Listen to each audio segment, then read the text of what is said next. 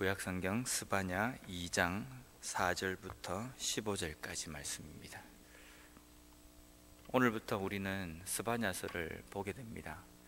스바냐서의 말씀은 하나님의 백성들이 더 이상 하나님의 말씀을 깨닫지 않고 자신들이 원하는 대로 자기들의 생각대로 삶을 살아가는 그 백성을 향해서 하나님께서 심판의 날을 선포하는 내용입니다. 하나님의 백성들이 하나님의 말씀을 잊고 떠나서 살아간다. 우리는 이것을 보면서 좀 이상하게 생각을 해야 됩니다. 근데 우리가 보통 생각할 때에 자녀들이 아버지의 말을 듣는 자녀도 있고 아버지의 말을 듣지 않는 자녀도 있기 때문에 하나님의 백성인 하나님의 자녀인 우리도 하나님의 말씀을 들을 때가 있고 하나님의 말씀을 듣지 않을 때가 있다 라고 이렇게 생각하면 혹시 그렇게 생각할 수도 있습니다. 그런데 육신의 부모님의 말을 듣지 않고 듣는 것, 이것에는 그렇게 큰 결과가 따르지는 않습니다. 그렇다고 해서 호적에 파거나 아니면 부자간에 그러한 관계를 끊는다거나 그런 경우는 없습니다. 그런데 하나님의 백성들이 하나님의 말씀대로 살지 않을 경우에, 하나님의 말씀을 떠나 살 경우에 그 결과는 무시무시한 결과가 될 수가 있습니다. 하나님의 백성이 하나님의 말씀대로 살아야 되는데 그 말씀대로 살지 않을 경우에는 멸망할 수 있다는 것이 성경에서 우리에게 가르쳐 주시는 말씀입니다. 하나님께서는 이스라엘 백성들에게 하나님의 말씀대로 떠나 있는 그 삶을 청산하고 하나님께로 돌아올 것을 경고하십니다. 그리고 오늘 본문에 보면 드디어 스바냐 선지자를 통하여서 하나님께서 이스라엘 백성들을 심판하실 것을 경고하십니다. 하나님께서 이러한 경고를 내리실 때에는 그 이전에 수많은 말씀을 통하여서나 아니면 선지자들을 통하여서나 여러 가지 환경들이나 여러 가지 자연재해를 통해서 하나님께서 백성들이 깨달을 수 있도록 여러 번의 경고를 주신 후에 여호와의 심판의 날을 선포하십니다. 그러니까 심판의 날을 선포하는 이 스바냐 선지자가 예언한 이 내용은 하나님께서 더 이상 참으시지 않고 이스라엘 백성들, 하나님의 백성들을 온전히 심판하시는 그 진노가 극에 달했다라고 우리가 보면 되겠습니다. 근데 그 중에서도 특별히 오늘 읽은 이 본문 말씀에는 보면요, 이스라엘 백성들을, 남유다 백성들을 심판하실 내용이 아니라 그 주변에 있는 나라들에 대한 심판을 이야기를 하십니다. 여기에도 하나님의 백성들에게 경고하시는 메시지가 있습니다. 첫 번째 경고한 나라는 블레셋입니다. 우리가 블레셋 이러면 우리 속에 있는 이미지는 결코 좋은 이미지는 아닙니다. 포악하고 잔인하고 좀 무시무시하게 생겼고 뭔가 짐승과 같은 그러한 민족, 그래서 이스라엘 백성들을 옆에서 끊임없이 괴롭혔던 나라의 대표적인 상징입니다. 그 블레셋을 하나님께서 멸하시겠다고 합니다. 그들은 아마 강대국이었기 때문에 군사력이나 이런 부분에 대해서 강했기 때문에 우리의 이 힘으로 모든 나라들을 다 우리가 점령할 수 있을 것이다, 지배할 수 있을 것이라는 교만에 휩싸였을 겁니다. 우리가 힘이 있기 때문에 이 나라 저 나라 우리가 충분히 다 얻을 수 있다.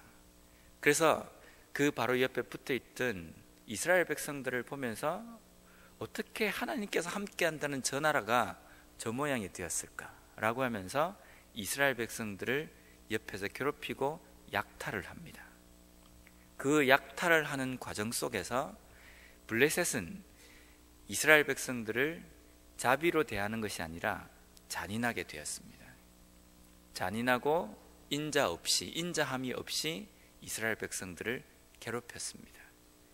그 괴롭힌 블레셋을 하나님께서는 황폐하게 만드시겠다고 경고하십니다. 그리고 그 땅에 있는 모든 백성들을 다 흩어버리시겠다라고 블레셋을 향하여서 경고하십니다.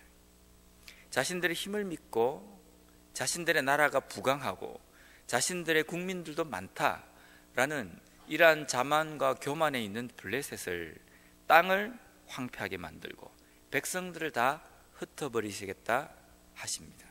그들이 믿고 있던 그것을 다 흩어버리시겠다는 겁니다. 때로는 우리의 삶에서도 이런 부분이 있을 수 있습니다.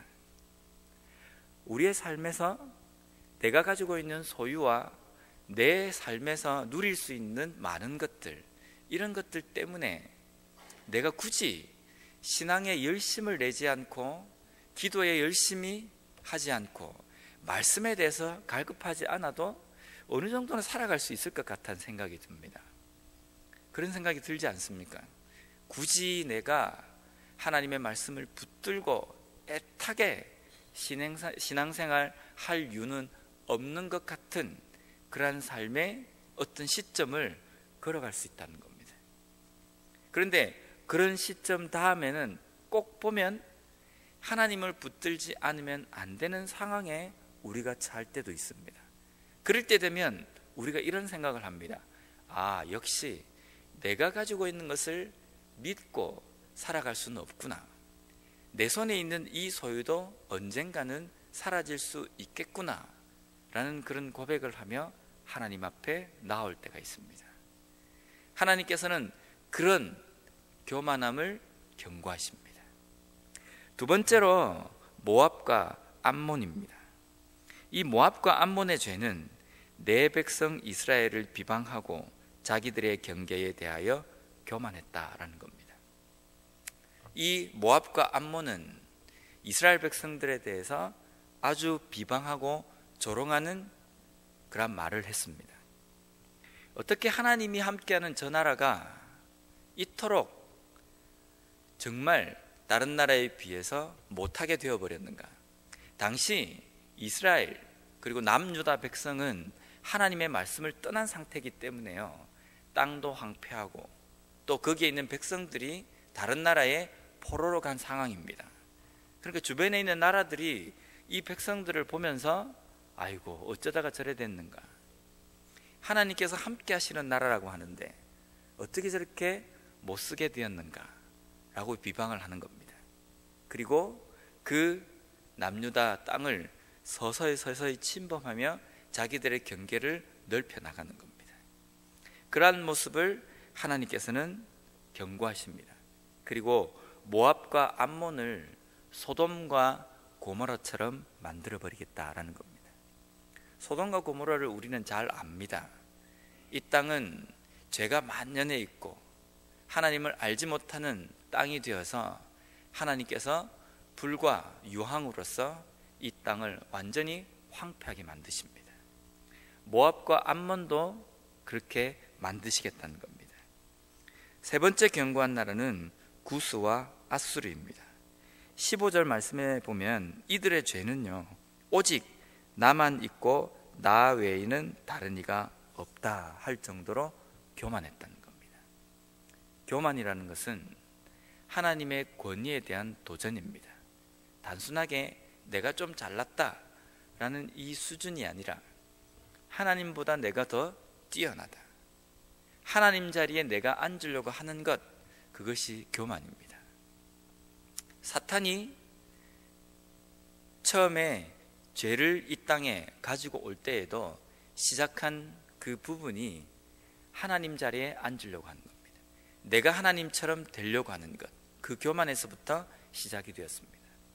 아담과 하와가 범죄한 것도 내가 이 선악과를 따먹으면 하나님처럼 될 것 같은 그 교만에서부터 죄가 시작되었습니다. 우리의 삶에서도 하나님 앞에 죄를 범할 때에 가장 첫 출발점은 하나님 없이도 살 것 같은 그 교만입니다. 내가 가지고 있는 이것으로도 충분히 이 땅의 삶을 살 수 있을 것 같은, 내가 가지고 있는 이 조건으로도 이 삶을 이렇게 저렇게 조장할 수 있을 것 같은 그 교만입니다. 그 교만을 하나님께서는 온전히 멸하시겠다라는 겁니다. 여기까지 보면 이 세 종류의 죄와 세 나라의 이 죄를 통해서 하나님께서는 징계를, 심판을 경고하실 때에 우리가 이 말씀을 보면서 야, 역시 하나님께서는 이스라엘 백성들, 하나님의 백성들을 보호하시는 하나님 편에 서 계신 그 백성을 온전히 보호하시는 그러한 신이시다라고 우리가 고백할 수 있습니다.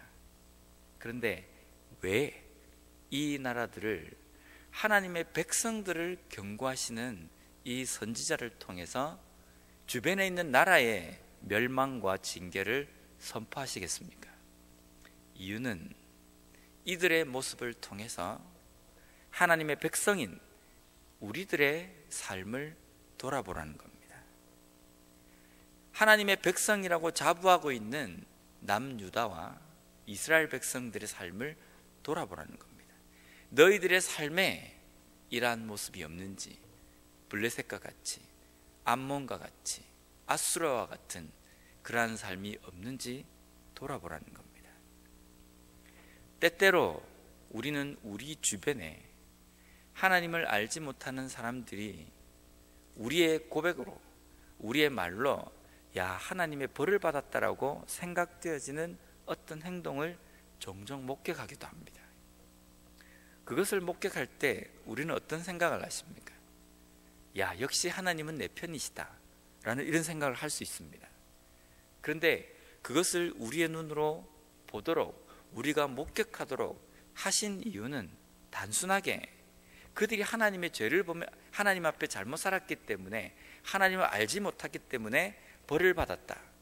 그것을 보면서 야, 통쾌하다, 하나님께서 나를 인도하시구나, 하나님은 내 편이시구나, 이것만을 느끼라고 우리에게 보여주신 것이 아니라 그들의 삶을 통해서 오늘 내 삶이 어느 위치에 있는지를 깨닫도록 우리에게 하시는 이유가 있다라는 겁니다.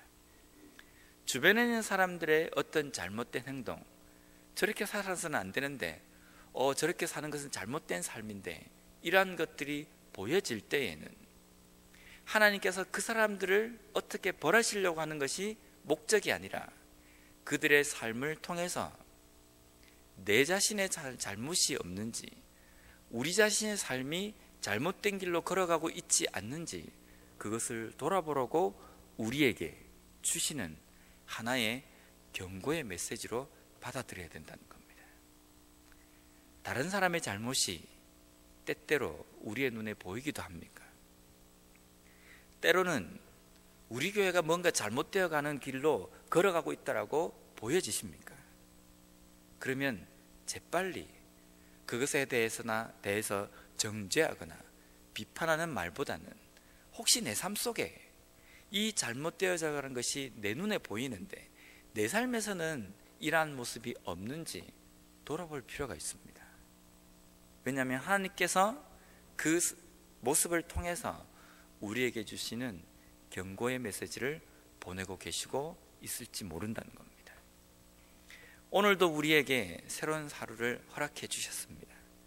이 하루의 삶을 살아갈 때에 수많은 것들을 보고 느낄 수 있습니다. 그런데 그 보는 것, 듣는 것, 느끼는 것 중에 하나님께서는 끊임없이 우리에게 주시는 메시지가 있습니다. 내 삶은 완벽하지 않기 때문에, 내 삶은 죄인된 삶이기 때문에, 연약한 삶이기 때문에 완벽한 삶을 살 수 없습니다. 그렇기 때문에 하나님은 수없이 우리에게 경고도 하셔야 되고 우리를 깨닫도록 하십니다. 무엇을 통해서 우리에게 말씀하시겠습니까? 때로는 말씀이지만 우리의 삶에 살아가는 주변의 여러 가지 환경을 통해서 우리에게 말씀하십니다. 그럴 때마다 우리가 깨어있지 않으면, 우리가 눈을 뜨지 않으면 그것을 볼 수도 없고 들을 수도 없습니다. 그러면 수없이 많은 하나님의 경고가 있었음에도 불구하고 그것을 듣지 못하고 깨닫지 못하는 삶을 살아갈 때에는 스바냐 선지자를 통해서 말씀하신 것처럼 하나님의 심판의 날이 우리의 삶 속에서도 일어날 수 있다는 겁니다. 우리의 눈을 뜨고 귀를 열어서 우리의 삶을 통해서 경고하시는, 때로는 깨닫게 만드시는 하나님의 음성에 온전히 민감함으로 말미암아 오늘 하루도 하나님께서 원하시는 그 삶을 걸어가는 우리 모두가 되었으면 좋겠습니다.